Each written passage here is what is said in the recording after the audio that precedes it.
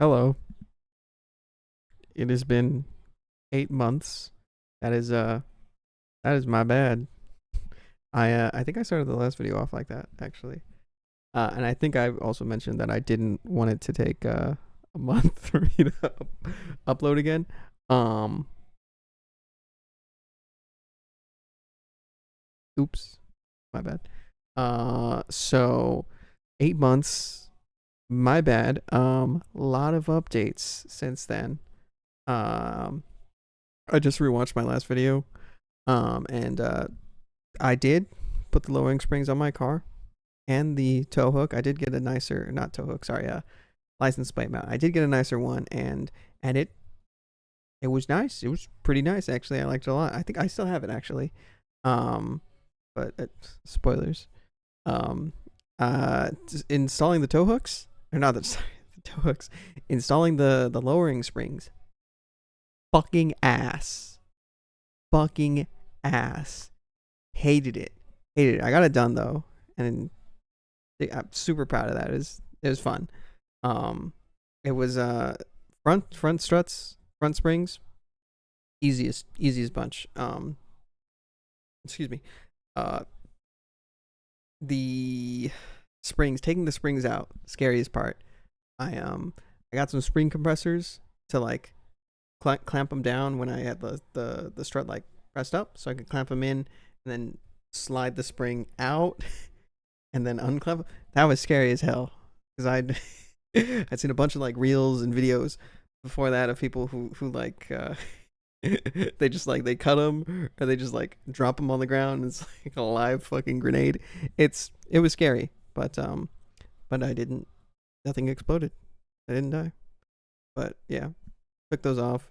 The rear ones sucked. Not to kind of to take them off, but it wasn't the spring. It was the like the control arm on the bottom, sliding so like the rim is right here. Not the rim, sorry. The brake disc or like the wheel well, the control arm is right there, and then you want to slide you want to disconnect the knuckle from the. I could be fucking butchering this. Wherever the whatever is holding on to the brake disc and that whole setup, you want to disconnect that from the arm that's on the bottom so that you can pull it down and then pull the spring out from inside of it, right? Um, that kind of annoying. There's just like a screw that's in there. Getting that screw out, ass. Hated it. Sucked. Took me fucking forever. I say me. Took me and my grandpa fucking forever. I think I don't. I couldn't have done this if it wasn't for him. It fucking.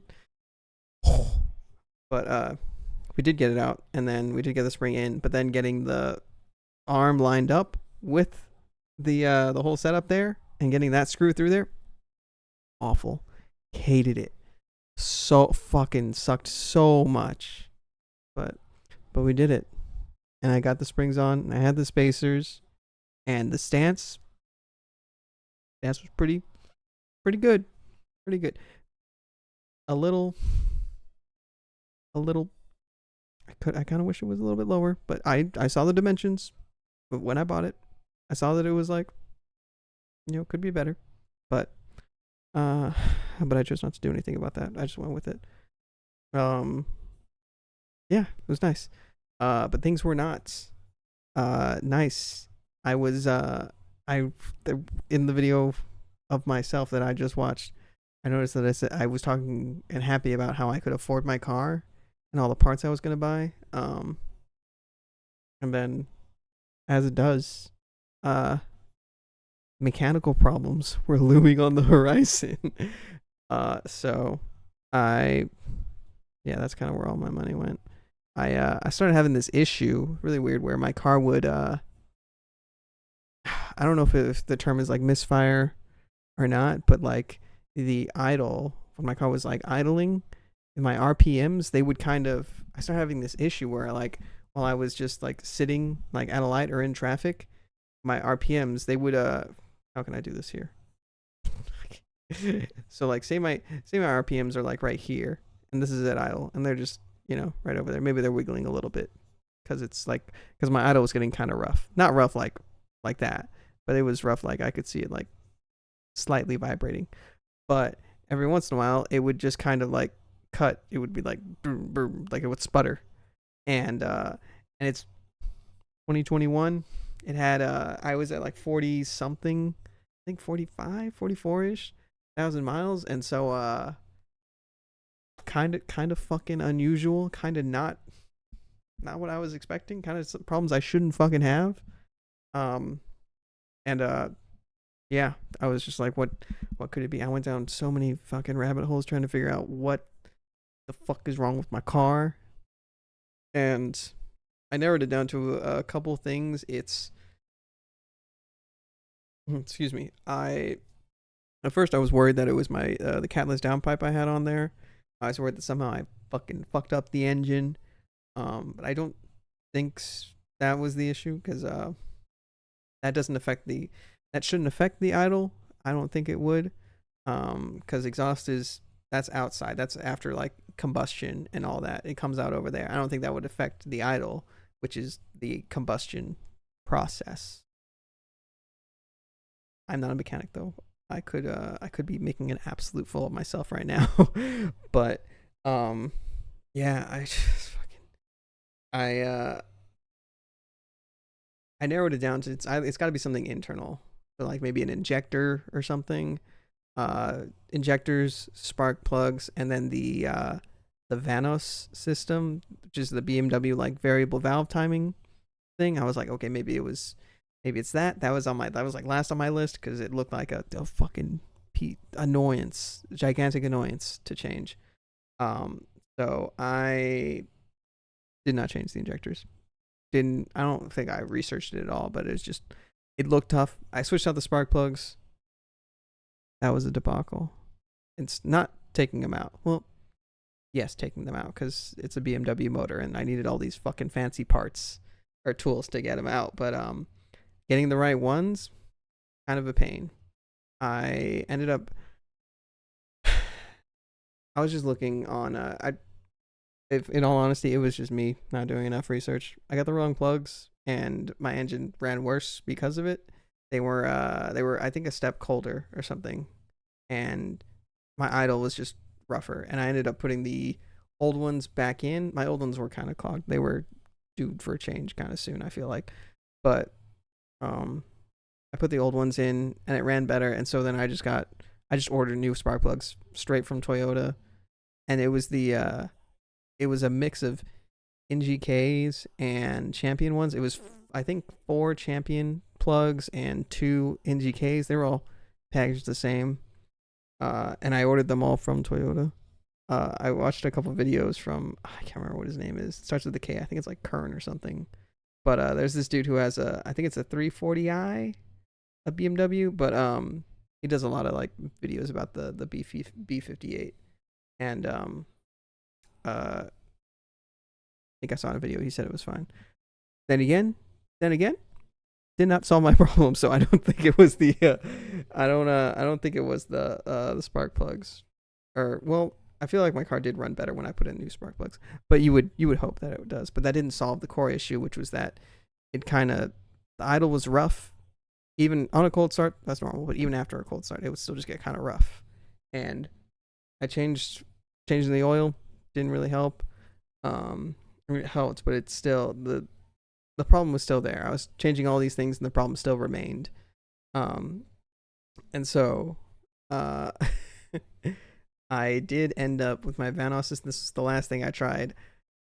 There's 2 solenoids, or not solenoid. There's different names for them. They're like little actuators that are on the 2 camshafts. There's for the Vanos, and they're on a normal engine. This would be in the front of it, and there would be these 2 little like cylinder things. This is my camera cap. But they go on there, and all you have to do is you clip them in, and they have like a little I don't know how to describe it. It's like a little cylinder that kind of pops out of here. It's really tiny. I have some in the garage down there. I have my old ones. I don't want to grab them though. But if they get with time, they get clogged with like oil and stuff just from wear and tear. And so I got new ones, and I could see a difference because when you get them, you can like shake them like that, and you can see the little thing in the middle, the little cylinder. It goes in and out pretty I don't know. You can feel the difference. It makes like a sound. Just fucking trust me, okay? But I switched them. I switched it out. I switched out one. I switched out. I think it was the exhaust one because that's all I had fucking had. It was like a month long wait on the second one. So I just got one. I replaced that and didn't really improve it. I think it might have a little bit. I can't really remember. It's kind of a while ago now actually. But I switched that one out and that didn't really fix it. And then eventually another one came in, so I switched that one out as well. Oh, excuse me. And no, didn't fix it. It was still kind of shaking. And I did take the car to Toyota before I did the actuators. After I changed the oil and the spark plugs, I took it to Toyota to have them look at it, and they didn't pull any codes. They were just like, hey, you don't got a catalytic converter. And I was like, no shit. And then they were trying to tell me that was the issue. Like, oh, you should put that back in. It should fix it. And I was like, are you sure? I also had an issue where my car was burning oil. I'm not sure why. I mean, after I did some, it was only when I would like come to a stop, where my car would kind of lean forward a little bit, that I would see some blue smoke coming out of the tailpipes. It was only a little bit though. There was, except one time. One time it was a lot and scared the shit out of me. But I changed my oil and then I was fine. But it was because I overfilled. By the way, that's why that happened. God, I went on a fucking journey with that car. Okay, I went on a fucking journey, and it drove me fucking mad, and it drained my fucking wallet, and yeah, and so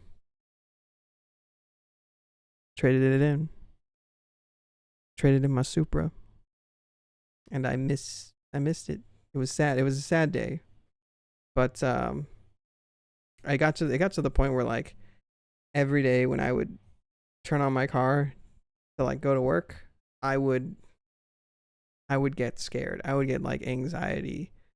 I was scared like, okay, is this when it's gonna break? It's just not gonna turn on. I just had all this anxiety about it, and it was with this car that was such a I don't know how to describe it. It's like it was such a positive thing in my life, something that meant a lot to me. And so when I tried to turn my car on, and when I had that like anxiety associated with just turning my car on, it really, fucking ruined it. It did, made me sad. And so traded it in. Couldn't do it. Yeah. But now I drive another Supra. I got another one. I traded my Supra in for another Supra, but this time it's a manual. It's a manual, and it's black, and it's pretty nice. It's a 2023, so it doesn't have the same oil consumption issues that the other one has. It also has like 30 or 40,000 less miles on it, so I don't gotta worry about any of that second buyer stuff. I mean, I am the second buyer, but it's different buying a car with 6,000 miles than buying a car with 30,000 miles. You might be thinking to yourself, is that a good financial decision? No, I would not recommend anyone do that. No, bad idea. But I don't get anxious when I start my car anymore, and it's a fucking manual.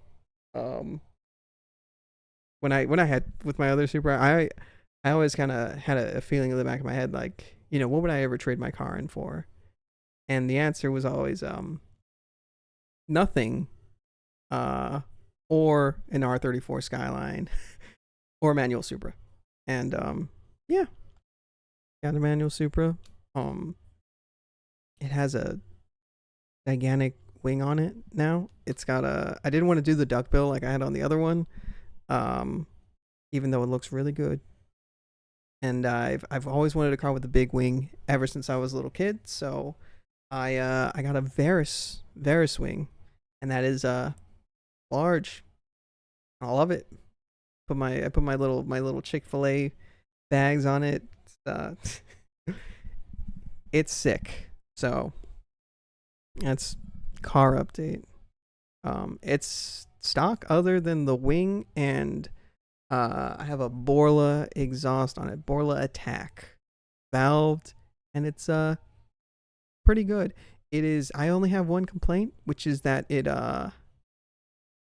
when it's in when it's not in sport mode, it is very quiet, which is good, but I sometimes I know if I don't have it in sport mode and I'm driving, I can't. I forget to shift because it's so quiet. I can't hear the engine until I get to like halfway up the rev range, and I'm like, "What's that sound?" It's like, "Oh, it's my fucking car." I just can't. And so, a little like, oops, I'm shifting at 5,000 RPMs instead of 3. That's it. That's it.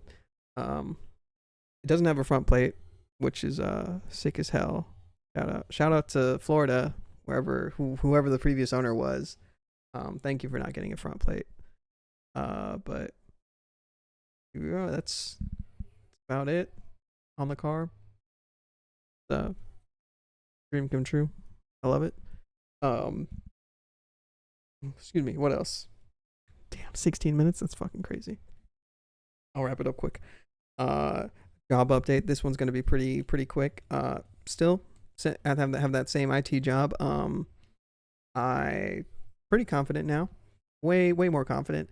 When I started over there, I hung out with some of my coworkers after work. I think like a month in or something. And I told them, I was like, "Hey man, I feel really underqualified." And they were like, "Yeah, that's normal. Give it like 6 months." And I was like, 6 months? Yeah, 6 months. And now, yeah, feel pretty good. It's been more than 6 months now. It'll be a year in February, which is so it's been 10 months now here at this job. It's pretty nice. I'm training in network. Or well, I was training in networking up until yesterday when my training ended. But it's pretty good. I can hop into the firewall, change stuff. You can't get to your website. I can unblock it depending on the site. Um, and reserve IPs and stuff like that. It's really simple networking stuff, but it's pretty cool. I remember in the last video I mentioned that I'm like tier 1 support. I am very much tier 2 support, but they tell everyone they were tier 1. Stuff we have full admin access to like every tenant, and I can make some seriously awful changes if I don't think about what I'm doing. And so it's definitely like a tier 2 kind of role, but it's cool. I enjoy it. It's super cool. It's like I don't know, it's just problem solving, and it's really cool to see myself like progress from like when I started to where I am now, and like all the different things I know how to do. It's just that super cool, and I'm super happy about that. Um, and then other job, uh, I quit. I quit. I couldn't do it. Having no days off was ass. I quit in May, and if it's spoiler alert for the job I had, it was at the Lego store. That is where I got this collection over here. That's what all that junk over there is. That is all the stuff I said I was going to buy before I left. So yeah, I got that over there. I have some other boxes here too, that I want to put together, but I don't have any fucking room anywhere. So I gotta sell some stuff or make some space. I'm not sure, but yeah, that's about it. Yeah, doing pretty decent. I got a raise at my job. I think it was at my first or my second quarterly review or something like that. They were like, "Hey, I can give you a raise because you're doing real well." And my yearly one's coming up, and I'm feeling pretty good. I think I'm due for another one. And then there's a couple certs I want to get too. I was studying for my Network Plus. Well, technically I was studying for my A Plus, and then I got the networking training, and so I started studying for networking. But now that it's concluded, I talked to the networking manager who I was working with, and he he's very much recommending I kind of, not that I skip Network Plus, but maybe that I prioritize like a CCNA or equivalent. I think he said Aruba has one, Juniper or something, and then that I go for one of those. And they have a networking engineer role open, and might go for that. That'd be some good money. Because with my other Supra, I was willing to compromise a little bit on wheels. Not on this one. On this one, I don't want to compromise. I gotta get me some BBS LMs, LMRs, or the work. I think it's the VS. I think it's just VSXX, something like that. Or I think it's just the VS. It's the ones that look like the the LMs. One of those, yeah.